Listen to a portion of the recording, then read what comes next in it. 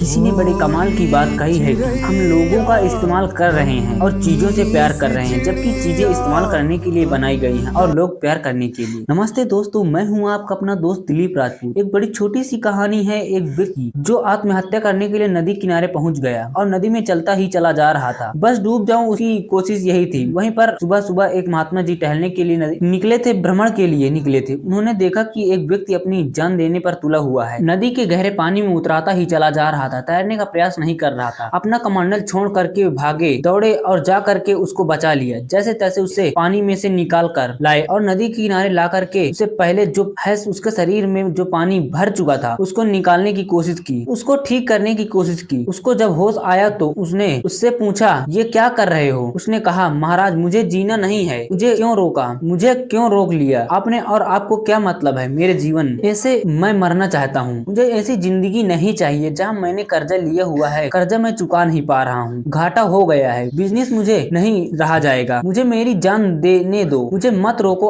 आप। महात्मा जी ने कहा, नहीं, मैं तुम्हें जान नहीं देने दूंगा। और तुम क्या कर्जा से परेशान हो रहे हो? मेरे पास में खजाना है, तुम मेरे साथ चलो, सारा कर्जा चुका दूंगा। तुम्हारा व्यक्ति बड़ा खुश हुआ कि महात्मा जी सच में कोई चमत्कार जानते हो, खजाना इनके पास में, तो मान गया, उनकी बात में आ गया। बोला, ठीक है बाबा जी, चलो, कहाँ चलना है? मुझे तो अपना कर्जा चुकाना है। महात्मा जी उसको ले करके गए और एक बड़े सेठ के यहाँ पर, जो उनका भक्त था। सेठ जी ने पहले तो महात्मा जी के भाव की उनका आदर सत्कार किया। फिर महात्मा जी ने सेठ जी के कान में कुछ कहा। सेठ जी ने कहा, हाँ, गर्दन हिलाई और बोले, 2 लाख रुपए दूंगा महाराज, इससे ज्यादा नहीं। फिर से महाराज ने सेठ जी के कान में कुछ कहा। सेठ जी ने फिर से हाँ में गर्दन हिलाई, नहीं हिलाई। बोले, ठीक है महाराज, 4 लाख रुपए, इससे ज्यादा नहीं दे पाऊँ, क्षमा करें। वो भी इसलिए क्योंकि आप कह रहे हैं। वह आदमी घबरा गया। बोले, किस चीज की सौदाबाजी हो? फिर महाराज ने उसके कान में कुछ कहा। उसने कहा, ठीक है महाराज, 10 लाख रुपए।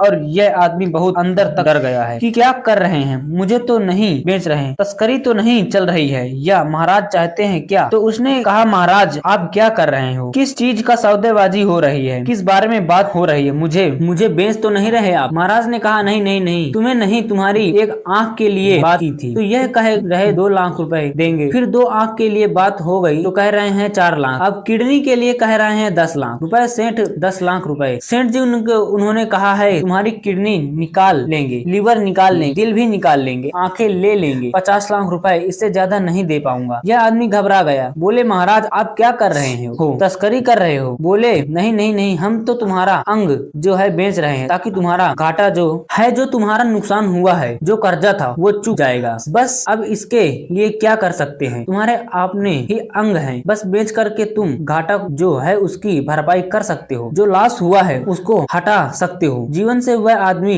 घबरा गया। हे महाराज, वह महाराज के चरणों में गिर गया। बोले, महात्मा जी आप आंखें खोल दी और मुझे बता दिया कि 50 लाख रुपए भी अपने अंग बेचने के लिए तैयार नहीं हूँ। मेरे पास तो यह अनमोल शरीर है, हम वैल्यू नहीं करते, लेकिन आज आपने मुझे बता दिया कि मेरे पास में वो अनमोल अंग है, जिनकी बदौलत मैं दुनिया में कमाल कर सकता हूँ। अनमोल शरीर मुझे मिलता है, 50 लाख क्या कोई मुझे 50 करोड़ दे तब ना बेचूं? महात्मा जी ने कहा, बस यही सिखाने के लिए, समझाने के लिए यहाँ तक लाए थे, ताकि तुम अगली बार जान देने की मूर्खता ना करो। और सुनो, तुम्हारे पास जीवन है, श्रेय आ रही है, जा रही है। महाप्रभु ने कहा, तुम्हें महाभेंट दी है, यह सबसे बड़ा तोहफा है, सबसे बड़ा गिफ्ट है, तुम उसको पूरा करके महापाप करने जा रहे थे। शरीर रहेगा तो तुम ऐसे न जाने कितने कर्जे चुका पाओगे और न जाने कितने बड़े व्यक्ति बन जाओगे। छोटी छोटी बात पर के जान देने की मत सोचना। महात्मा जी बोल करके चले गए और उस व्यक्ति ने उसके बाद लाइफ में बाउंस बैक किया। बहुत छोटी सी कहानी है। बहुत सारे लोग कई बार एक्सट्रीम